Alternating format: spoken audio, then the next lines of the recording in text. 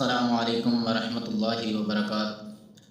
الحمدللہ نحمدہ ونستعینہ ونستغفرہ ونؤمن بہ ونتوکل علیہ، اما بعد فاعوذ باللہ من الشیطان الرجیم، بسم اللہ الرحمن الرحیم۔ وقال النبی صلی اللہ علیہ وسلم ان فی الجنة بابا یقال له الریان يدخل منه الصائمون یوم القیامة لا يدخل منه احد غیرهم یقال این الصائمون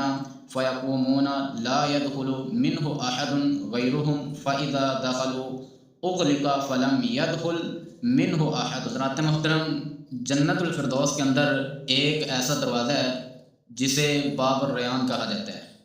جو صرف اور صرف روزہ داروں کے لیے خاص ہے۔ جیسا کہ حضرت سعد بن سعد رضی اللہ تعالیٰ عنہ بیان کرتے ہیں کہ اللہ کے رسول صلی اللہ علیہ وسلم نے فرمایا ان فی الجنت بابا یقال له الریان، کہ جنت الفردوس کے اندر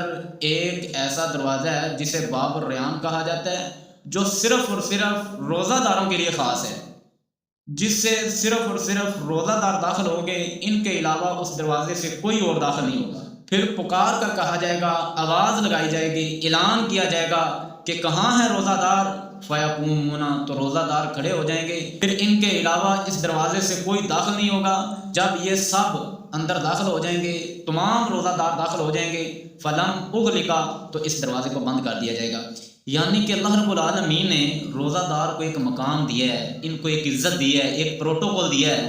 کہ جنت کے اندر داخل ہونے کے لیے ان کے لیے ایک خاص دروازہ مقرر کر دیا ہے، ایک خصوصی دروازہ بنا دیا ہے جس سے یہ جنت کے اندر داخل ہوں گے، قربان جائیں۔ پھر اسی طرح حضرت ابو ہریرہ رضی اللہ تعالیٰ عنہ بیان کرتے ہیں کہ اللہ کے رسول صلی اللہ علیہ وسلم نے فرمایا کہ جو بندہ اللہ کے راستے کے اندر ایک ہی جنس کی دو چیزیں خرچ کرتا ہے، جنس ایک ہی ہے لیکن چیزیں دو دے رہا ہے، یعنی کہ کسی چیز کا جوڑا اللہ کے راستے کے اندر خرچ کرتا ہے، تو اس کو جنت کے دروازوں سے پکار کر کہا جائے گا، اے اللہ کے بندے اس دروازے سے جنت کے اندر داخل ہو جائے، یہ دروازہ تیرے لیے بہتر ہے۔ پھر اسی طرح جو بندہ 5 وقت کا نمازی ہے، 5 وقت کی نماز پڑھتا ہے، اس کو باب الصلاۃ سے پکارا جائے گا۔